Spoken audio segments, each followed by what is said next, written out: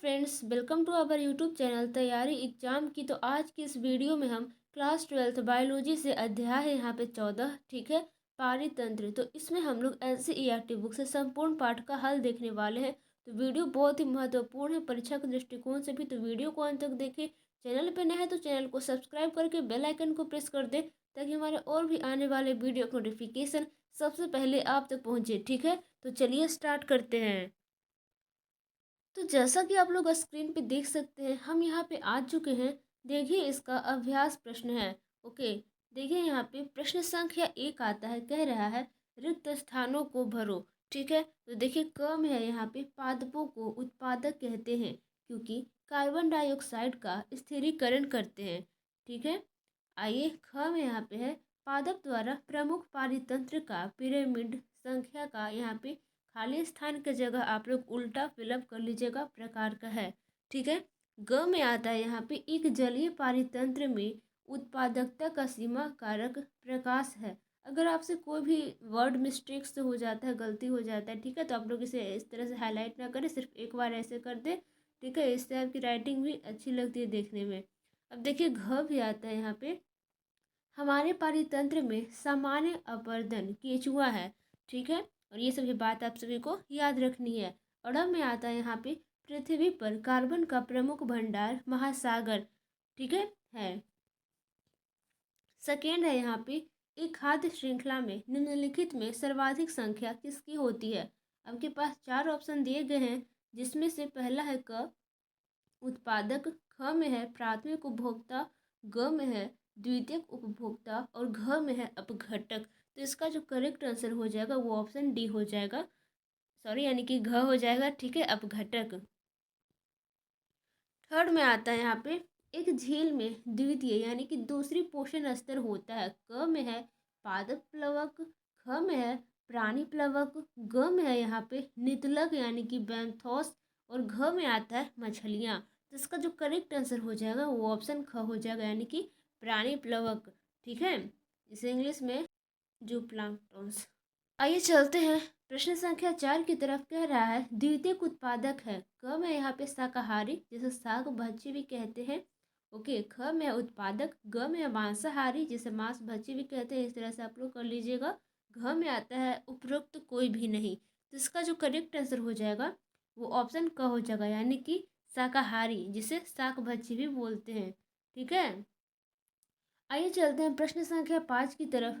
प्रासंगिक विकिरण में प्रकाश संश्लेषणात्मक विकिरण का क्या प्रतिशत होता है, ठीक है। तो इसका जो आंसर हो जाएगा, पहला ऑप्शन देख लीजिए, क में है 100%, ख में आता है यहाँ पे 50%, ठीक है, और ग में आता है 1 से 5% और घ में आता है 2 से 10%, ठीक है। तो यहाँ जो करेक्ट आंसर हो जाएगा वो 50% हो जाएगा। आइए चलते हैं प्रश्न संख्या 6 की तरफ। कह रहा है निम्नलिखित में अंतर स्पष्ट करें। और ये सभी क्वेश्चन जो होते हैं एग्जाम के दृष्टिकोण से बहुत ही महत्वपूर्ण होते हैं, तो इसको आप लोग एंड तक जरूर देखिएगा।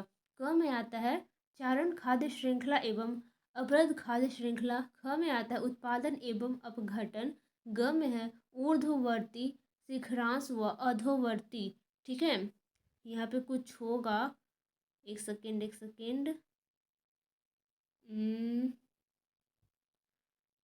नहीं। ग में आता है यहाँ पे अधोवर्ती, तो हाँ हम लोग यहाँ पे थे अधोवर्ती, यहाँ पे पिरामिड, ठीक है। पिरामिड आप लोग कर लीजिएगा, ठीक है, थोड़ा सा ध्यान नहीं था तो आप लोग पिरामिड कर लीजिएगा। तो आइए अब आगे चलते हैं। देखिए यहाँ पे क का जो उत्तर हो जाएगा इस तरह से हो जाएगा, चारण खाद्य श्रृंखला एवं अपरद खाद्य श्रृंखला में अंतर, ठीक है। तो आइए देखते हैं क्रम संख्या यहाँ पे आप लोग लिख लेंगे और यहाँ पे चारण खाद्य श्रृंखला और यहाँ पे अपरद खाद्य श्रृंखला, ठीक है।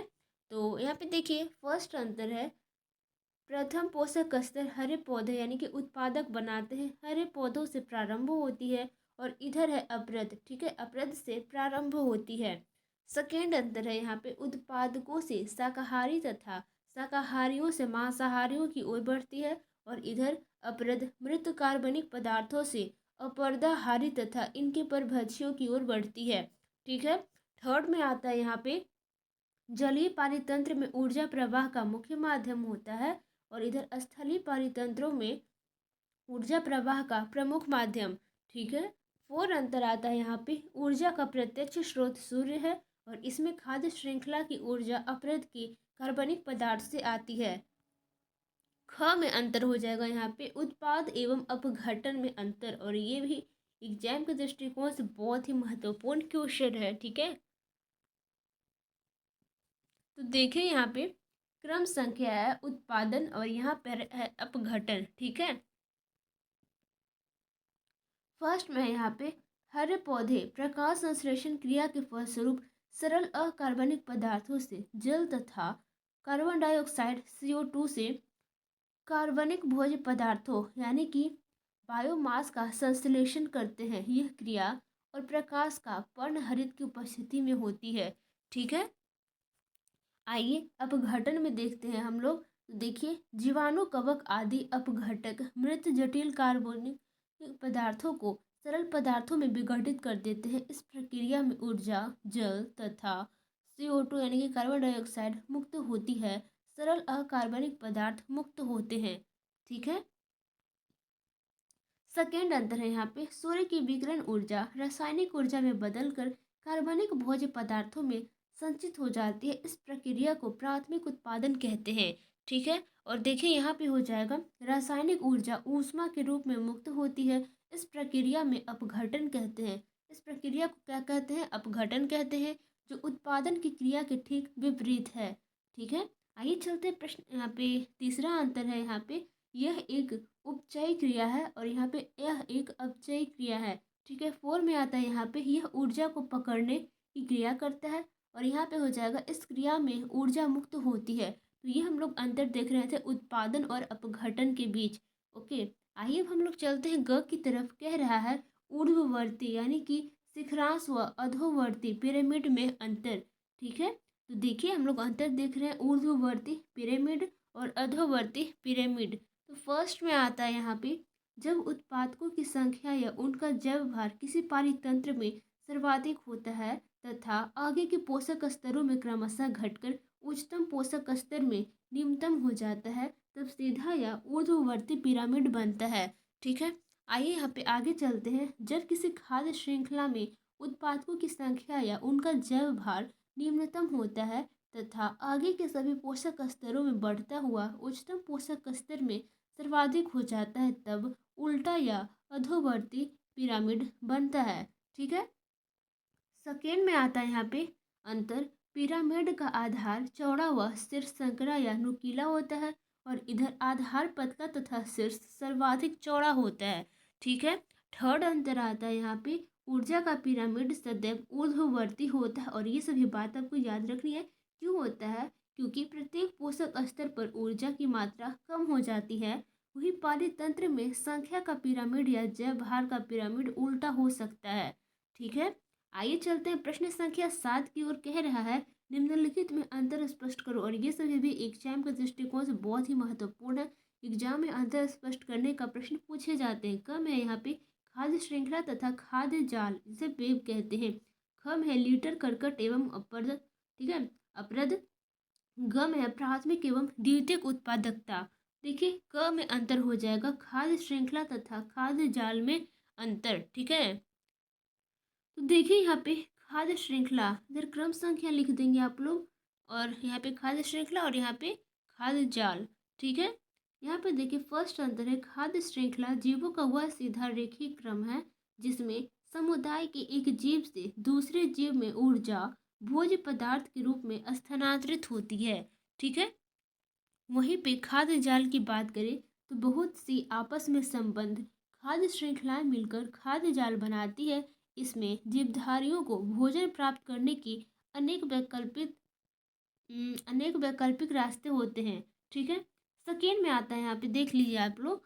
ठीक है, खाद्य श्रृंखला में जीवों की संख्या सीमित होती है और इधर खाद्य जाल में जीवों की संख्या अपेक्षाकृत अधिक तथा असीमित हो सकती है। ठीक है, थर्ड में आता है यहाँ पे उच्च पोषक स्तर का जीव निम्न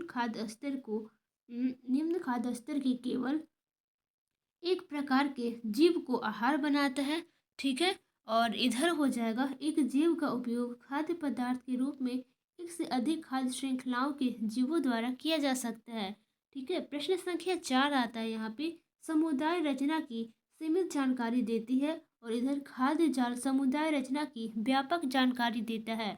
ठीक है, वहीं पे प्रश्न संख्या 5 आता है, एक जीव की विलुप्ति से श्रृंखला समाप्त हो सकती है, और इधर एक जीव की समाप्ति से अन्य वैकल्पिक मार्ग उपस्थित होते हैं।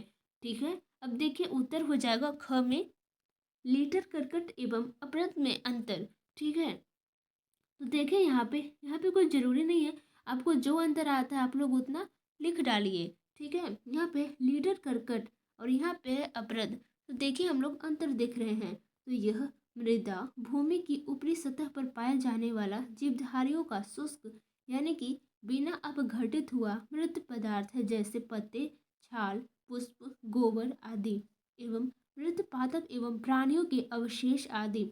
यह भूमि की सतह पर पाए जाने वाला पदार्थ है। ठीक है, मृदा का सबसे ऊपरी यहाँ पे ओ स्तर लीटर से बनता है।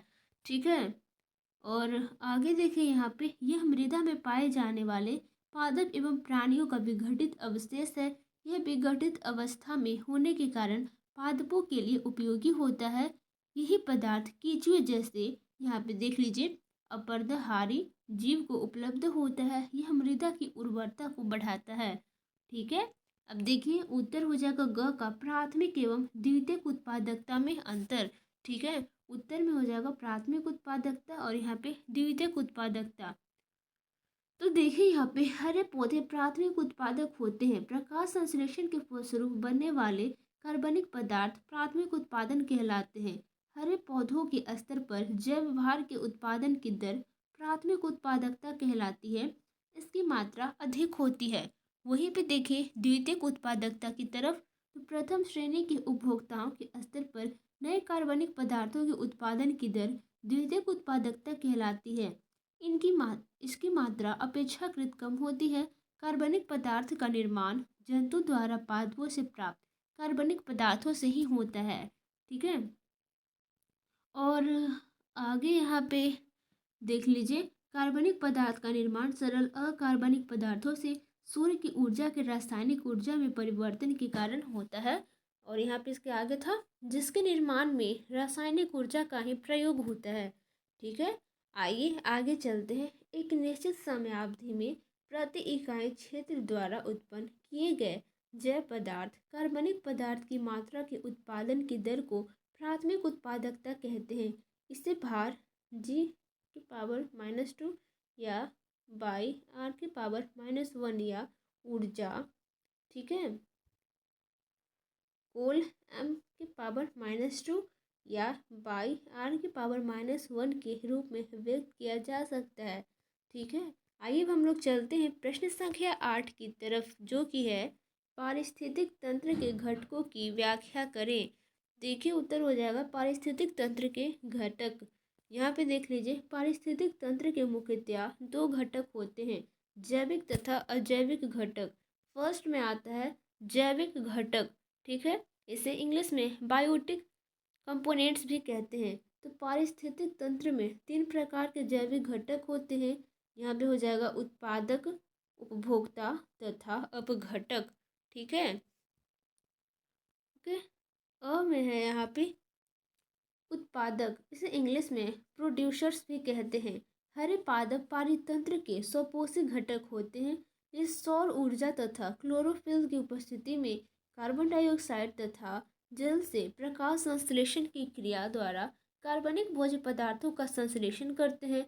इसीलिए पादप उत्पादक यानी कि प्रोड्यूसर भी कहलाते हैं। हरे पौधों में संचित खाद्य पदार्थ दूसरे जीवों का भोजन है।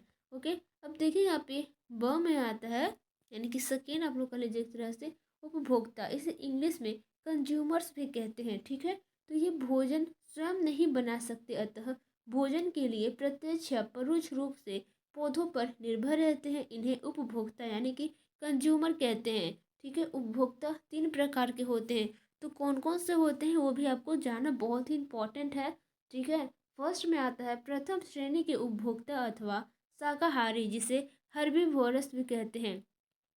ठीक है, तो ये उपभोक्ता अपना भोजन सीधे उत्पादकों यानी कि हरे पौधों से प्राप्त करते हैं।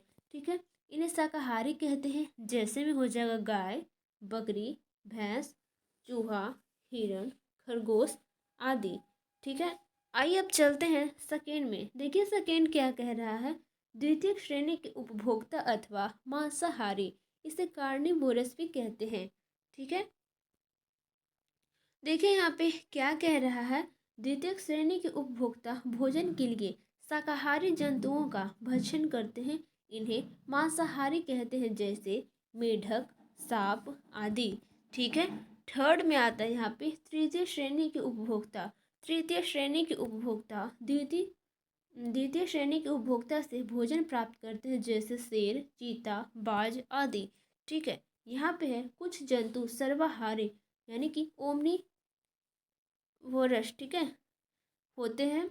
ये पौधों अथवा जंतुओं से भोजन प्राप्त कर सकते हैं, जैसे कुत्ता, बिल्ली, मनुष्य आदि। ठीक है, अब देखिए स में आता है अपघटक, इसे कहते हैं डिकम्पोजर्स। ठीक है, तो देखिए इसमें हो जाएगा, ये जीव मृत कार्बनिक पदार्थों को उनके अकार्बनिक घटकों में तोड़ देते हैं।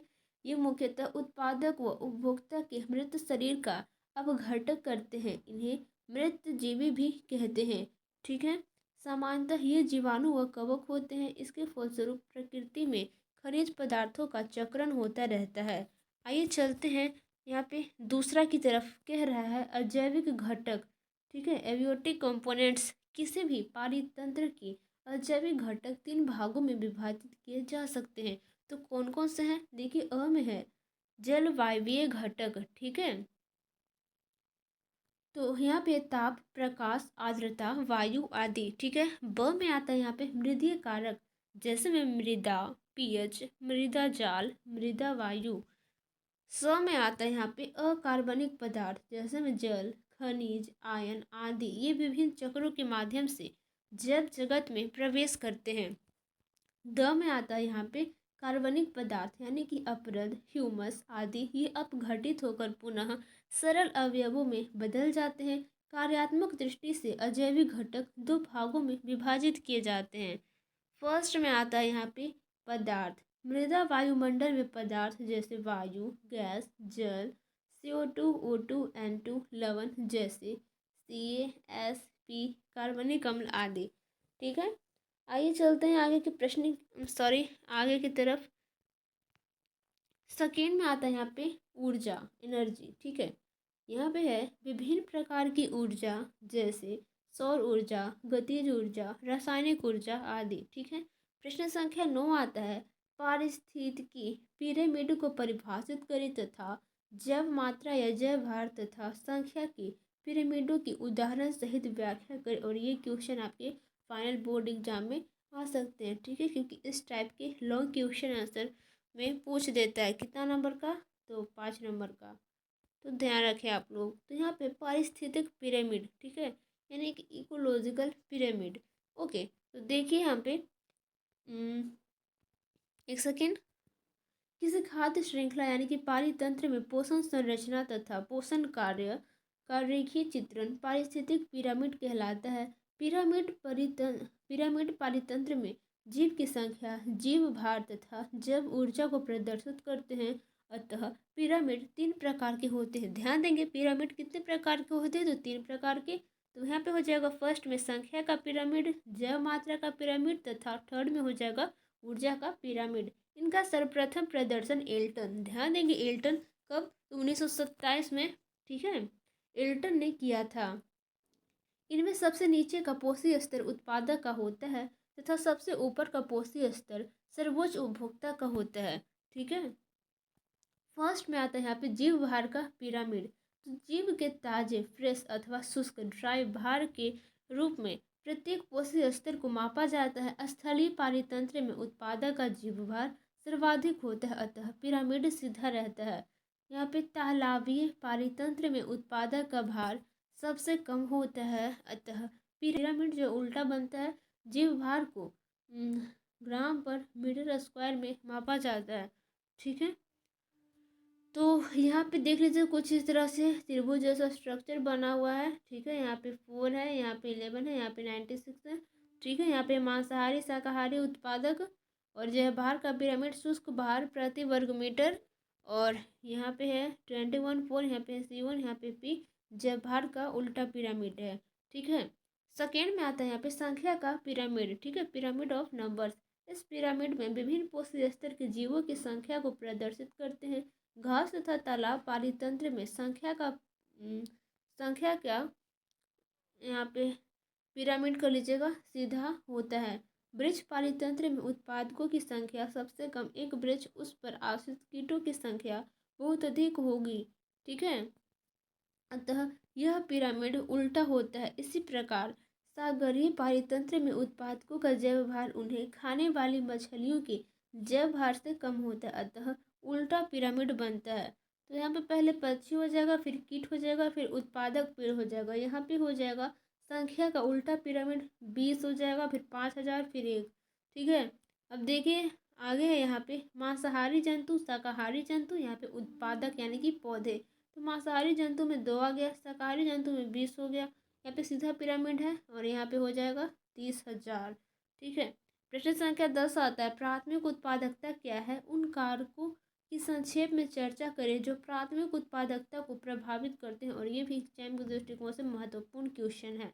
ठीक है, उत्तर हो जाएगा यहाँ पे प्राथमिक उत्पादकता यानी कि प्राइमरी प्रोडक्टिविटी। हरे पौधे यहाँ पे प्रकाश संश्लेषण द्वारा सौर ऊर्जा को रासायनिक ऊर्जा में रूपांतरित करके कार्बनिक पदार्थों में संचित कर देते हैं। यह क्रिया पर्णहरित तथा सौर प्रकाश की उपस्थिति में कार्बन डाइऑक्साइड तथा जल के उपयोग द्वारा होती है। इस क्रिया के फलस्वरूप जैव जगत में सौर ऊर्जा का निरंतर निवेश होता रहता है। प्रकाश संश्लेषण द्वारा संचित ऊर्जा को प्राथमिक उत्पादन कहते हैं। ठीक है, आगे यहाँ पे एक निश्चित अवधि में प्रति इकाई क्षेत्र में उत्पादित जीव भार या कार्बनिक पदार्थ की मात्रा को भार ग्राम पर मीटर स्क्वायर या ऊर्जा केसीएल पर मीटर स्क्वायर के रूप में अभिव्यक्त करते हैं। ऊर्जा की संचय दर को प्राथमिक उत्पादकता कहते हैं। इसे केसीएल पर मीटर स्क्वायर पर बाई आर या ग्राम पर मीटर स्क्वायर बाई आर में अभिव्यक्त करते हैं। ठीक है, यानी कि ईयर बोल सकते हो आप लोग। ठीक है, आगे है यहाँ पे प्राथमिक उत्पादकता को प्रभावित करने वाले कारक। ठीक है, अब है यहाँ पे पर्यावरणीय कारक में हो जाएगा प्रकाश की तीव्रता, गुणवत्ता तथा अवधि। आगे हो जाएगा तापमान, परास। आगे है मृदा का प्रकार व संघटन, मृदा, पीएच, मृदा वायु, मृदीय जल। और आगे है वायु आर्द्रता, जल की उपलब्धता, बम है पोषकों की उपलब्धता, CO2 खनिज लवण जैसे में हो जाएगा। ठीक है, स में आता है यहाँ पे पादप प्रजाति की प्रकृति तथा उसकी प्रकाश संश्लेषणीय क्षमता। 11 में आता है यहाँ पे अपघटन की परिभाषा दे तथा अपघटन की प्रक्रिया एवं उसके उत्पादों की व्याख्या करें। तो उत्तर में हो जाएगा यहाँ पे अपघटन, इसे इंग्लिश में डिकम्पोजिशन भी कहते हैं। तो देखिए अपघटकों जैसे जीवाणु, कवक आदि द्वारा जटिल कार्बनिक पदार्थों को सरल अकार्बनिक पदार्थों जैसे कार्बन डाइऑक्साइड, जल एवं पोषक तत्वों में विघटित करने की प्रक्रिया को अपघटन यानी कि डिकम्पोजिशन कहते हैं। ठीक है, जैसे में हो जाएगा यहाँ पे पादपों के मृत अवशेष, पत्तियाँ, छाल, फूल आदि तथा जंतुओं के मृत अवशेष, मलमूत्र आदि को अपरद यानी कि डेट्रिटस कहते हैं। ठीक है, अपघटन की प्रक्रिया के महत्वपूर्ण चरण खंडन, निछालन, अपचयन, ह्यूमस निर्माण तथा पोषक तत्वों का मुक्त होना है। ठीक है, यहाँ पे केंचुए, घोंगे, यहाँ पे है कोपेपोड आदि को अपरदहारी कहते हैं। ये अपरद को छोटे छोटे कणों में खंडित करते हैं। इस प्रक्रिया को खंडन कहते हैं। इस क्रिया में अपरद का सतही क्षेत्र बढ़ जाता है जिससे इस पर सूक्ष्मजीवी क्रिया आसान हो जाती है। आगे यहाँ पे निछालन प्रक्रिया में जल में घुलनशील अकार्बनिक पोषक मृदा के निचले स्तरों में प्रवेश कर जाते हैं। शेष पदार्थ का अपचय जीवाणु तथा कवक द्वारा होता है। इस प्रक्रिया में जीवाणु कवक के एंजाइम्स अपरद के जटिल कार्बनिक पदार्थों को सरल अकार्बनिक पदार्थों में बदल देते हैं।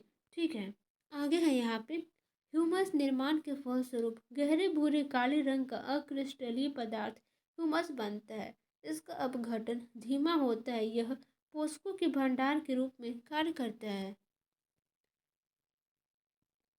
यहाँ पे खनिजीकरण के फलस्वरूप ह्यूमस से पोषक तत्व जैसे NH4 यहाँ पे प्लस, Mg2+, ठीक है, Ca+ और K+ आदि मुक्त हो जाते हैं। गर्म तथा आर्द्र वातावरण में अपघटन प्रक्रिया तीव्र होती है। 12 में आता है यहाँ पे एक पारिस्थितिक तंत्र में ऊर्जा प्रवाह का वर्णन करें। तो उत्तर हो जाएगा यहाँ पे पारितंत्र में ऊर्जा का प्रवाह ऊष्मागतिकी के नियमों का पालन करता है। इसकी दो प्रमुख स्थिति है, सूर्य की विकिरण ऊर्जा का रासायनिक ऊर्जा में परिवर्तन रूपांतरण तथा ऊर्जा का प्रवाह। ऊर्जा प्रवाह सूर्य से उत्पादक व उत्पादक से उच्चतम उपभोक्ता तक एक दृश्य होता है। हरे पौधों को सूर्य के प्रकाश की कुल यहाँ पे आपतित ऊर्जा होगा, ठीक है, अपतित नहीं, यहाँ पे आपतित होगा, आप लोग कर लीजिएगा। आपतित ऊर्जा में से 50% ऊर्जा प्रकाश संश्लेषणीय सक्रिय विकिरण PAR के रूप में प्राप्त होती है। इनमें से उत्पादक 2 से 10% ऊर्जा को प्रकाश संश्लेषण के रूप में स्थिर करते हैं। पारितंत्र के सभी जीव इसी रासायनिक ऊर्जा से अपनी ऊर्जा आवश्यकताएं पूरी करते हैं। हरे पौधों उत्पादकों से ऊर्जा शाकाहारियों या प्रथम श्रेणी के उपभोक्ताओं को, प्रथम श्रेणी के उपभोक्ताओं से द्वितीय श्रेणी के उपभोक्ताओं यानी कि मांसाहारियों को तथा उनसे तृतीय श्रेणी के उपभोक्ताओं को प्राप्त होती है। प्रत्येक ऊर्जा स्थानांतरण में कुछ ऊर्जा की हानि ऊष्मा के रूप में होती है। प्रत्येक स्तर से केवल 10% ऊर्जा ही अगले पोषण स्तर को प्राप्त होती है। आगे प्रत्येक खाद्य स्तर पर उपलब्ध ऊर्जा का 90% जीवधारी की जैविक क्रियाओं में खर्च हो जाता है। केवल 10% संचित ऊर्जा ही अगले खाद्य स्तर को यहाँ पे हस्तांतरित होती है। स्थानांतरण के समय भी कुछ ऊर्जा का ह्रास होता है यानी कि हानि होती है। इस प्रकार एक खाद्य स्तर से दूसरे खाद्य स्तर में केवल 10% ऊर्जा हस्तांतरित होती है, ठीक है। आगे की बात करें यहाँ पे तो उदाहरण में हो जाएगा, एक खाद्य श्रृंखला में यदि उत्पादक के पास 100% ऊर्जा है तो प्रथम श्रेणी के उपभोक्ता शाकाहारी को केवल 10% ऊर्जा मिलेगी। उसे दूसरी श्रेणी के उपभोक्ता मांसाहारी को केवल 1% ऊर्जा मिलेगी। इसी प्रकार अगली श्रेणी के उपभोक्ता को 0.1% ऊर्जा मिलती है। इस प्रकार एक से दूसरी श्रेणी के जीव को केवल 10% ऊर्जा पिछली श्रेणी से प्राप्त हो सकती है। उपभोक्ता में सर्वाधिक ऊर्जा केवल शाकाहारियों को प्राप्य है, यानी कि एक तरह से कह सकते हैं प्राप्य का मतलब हो सकता है प्राप्त है, ठीक है, उसे मिल रहा है। तो चलिए आगे की बात करते हैं। प्रश्न संख्या 13 आता है, एक पारिस्थितिक तंत्र में एक यहाँ पे अवसादीय चक्र की महत्वपूर्ण विशेषताओं का वर्णन करें। उत्तर में हो जाएगा अवसादी चक्रण की विशेषताएं, ठीक है। तो देखिए यहाँ पे अवसादी चक्रण में पोषक का स्रोत भूपर्पटी होता है, वायुमंडल नहीं। फास्फोरस व सल्फर चक्र अवसादी चक्र के उदाहरण हैं। आगे आता है यहाँ पे अवसादी चक्र को प्रभावित करने वाले कारक हैं अपरदन, अवसादन, पहाड़ निर्माण, जैविक परिवहन तथा ज्वालामुखीय गतिविधि, ठीक है। आगे यहाँ पे यह गैसीय चक्र की अपेक्षा कम पूर्ण होते हैं और यहाँ पे है अवसादी चक्र कुछ फाल यानी कि आउट प्रवृत्ति प्रदर्शित करते हैं, अर्थात धूल के कणों के रूप में गति। यहाँ पे है इसमें जीव व पर्यावरण के बीच गैस के रूप में विनिमय यानी कि नगण्य या अनुपस्थित होता है। और यहाँ पे है फास्फोरस जैसा तत्व पादपों के लिए सीमाकारी होता है। प्रश्न संख्या 13 आता है यहाँ पे, एक पारिस्थितिक तंत्र में कार्बन चक्रण की महत्वपूर्ण विशिष्टताओं की रूपरेखा प्रस्तुत करें। यहाँ पर आता है कार्बन चक्र यानी कि कार्बन साइकिल, ठीक है। तो देखिए यहाँ पे जीवधारियों के शुष्क भार का यहाँ पे 49% भाग कार्बन से बना होता है। भूमंडलीय कार्बन की पूर्ण मात्रा का 71% समुद्र में विलेय के रूप में उपस्थित है। समुद्रीय कार्बन भंडार ही कार्बन का प्रमुख स्रोत है जो वायुमंडल में CO2 की मात्रा का नियमन करता है। वायुमंडल में कुल भूमंडलीय कार्बन का केवल 1% भाग ही समाहित है, ठीक है। यहाँ पर है जीवाश्म ईंधन भी कार्बन भंडार का हिस्सा है। कार्बन चक्र वायुमंडल, समुद्र, जीवित एवं मृतोपजीवी द्वारा संपन्न होता है। एक अनुमान के अनुसार जैव मंडल में, तो देखिए यहाँ पे, प्रकाश संश्लेषण के द्वारा 4 × 10⁻13 किलोग्राम कार्बन का स्थिरीकरण प्रति वर्ष होता है। कार्बन की अधिकांश मात्रा जीवधारियों, उत्पादक, उपभोक्ता की श्वसन प्रक्रिया के माध्यम से वायुमंडल में वापस आती है। इसके अतिरिक्त अपघटन प्रक्रिया निरंतर चलती रहती है। इसके फलस्वरूप कार्बन डाइऑक्साइड मुक्त होती है। आगे आता है यहाँ पे, लकड़ी जीवाश्म ईंधन के जलने से ज्वालामुखी क्रियाओं के कारण तथा यौगिकीकृत कार्बनिक अपसादों के नष्ट होने से कार्बन डाइऑक्साइड मुक्त होती है। हरे पौधे वायुमंडलीय कार्बन डाइऑक्साइड का उपयोग प्रकाश संश्लेषण प्रक्रिया में निरंतर करते रहते हैं। ठीक है, इसके फलस्वरूप यह कार्बनिक भोज्य पदार्थों के रूप में संचित होती रहती है। मानवीय गतिविधियों से कार्बन चक्र अत्यधिक प्रभावित हुआ है। औद्योगिकीकरण, ठीक है, औद्योगिकरण, जीवाश्म ईंधन का अत्यधिक प्रयोग, वनों की विनाश, ठीक है, डिफॉरेस्टेशन से कार्बन की मात्रा वायुमंडल में बढ़ रही है। ठीक है, तो यहाँ पे देख सकते हैं, यहाँ पे चित्र बनाने को बोला था। ठीक है, देखिए, एक पारिस्थितिक तंत्र के कार्बन चक्रण की महत्वपूर्ण विशेषताओं की रूपरेखा प्रस्तुत करें। रूपरेखा प्रस्तुत करें, तो यहाँ तक तो आप लोग देख ली। ठीक है, आगे यहाँ पे एक चित्र बना लीजिएगा। आप लोग नहीं भी बनाएंगे तो चलेगा, वैसे एग्जाम की दृष्टि से उतना महत्वपूर्ण नहीं है, बट आप लोगों को बनाना अच्छा लगता है चित्र, तो बना लीजिएगा। ठीक है, तो इस तरह से बनाए हैं, तो यहाँ पर देख लीजिए आप लोग। ठीक है, यहाँ पर भूमंडल में कार्बन चक्र का सरलीकृत मॉडल, ऐसा तो एग्जाम में नहीं आएगा आपको बनाने का, बट मन होगा तो आप लोग बना सकते हो। देखिए कुछ इस तरह से है। यहाँ पे लाइमस्टोन एवं डोलोमाइट है, यहाँ पे तेल एवं गैस, यहाँ पे कोयला है, अपरत खाद्य श्रृंखला, कार्बनिक अवसाद, कैल्शियम युक्त अवसाद, जल में CO2, प्रकाश संश्लेषण, जलीय खाद्य श्रृंखला, यहाँ पे प्लवक है। ठीक है, और आगे देख लीजिए, यहाँ पे है अवशेषी ईंधन का वाहनों, विद्युत एवं ताप के लिए जलना, और यहाँ पे जंगल, लकड़ी एवं कार्बनिक कचरे का जलना। ठीक है, यहाँ पे प्रकाश संश्लेषण, स्थलीय भोज्य श्रृंखला, और यहाँ पे शोषण एवं अपघटन। ठीक है, आप सभी को नहीं दिख रहा होगा इसलिए बता दें। यहाँ पे वायुमंडल में CO2 कार्बन डाइऑक्साइड, तो यहाँ पे हम पिक्चर शो कर देंगे NCERT बुक से, वहाँ से आप लोग देख के बना सकते हैं, नहीं तो आप लोग इसे स्किप भी कर सकते हो। ठीक है, सो आई होप आप लोगों को वीडियो अच्छा लगा होगा। वीडियो अच्छा लगा होगा तो लाइक कर दे, चैनल पे नया है तो चैनल को सब्सक्राइब करके बेल आइकन को प्रेस कर दे, ताकि हमारे और भी आने वाले वीडियो की नोटिफिकेशन सबसे पहले आप तक पहुँचे। ठीक है, अपने दोस्तों के पास शेयर तो जरूर से ज़रूर करें। ठीक है, क्योंकि उनको भी बहुत ही ज़रूरी होगा ये सभी क्वेश्चंस की।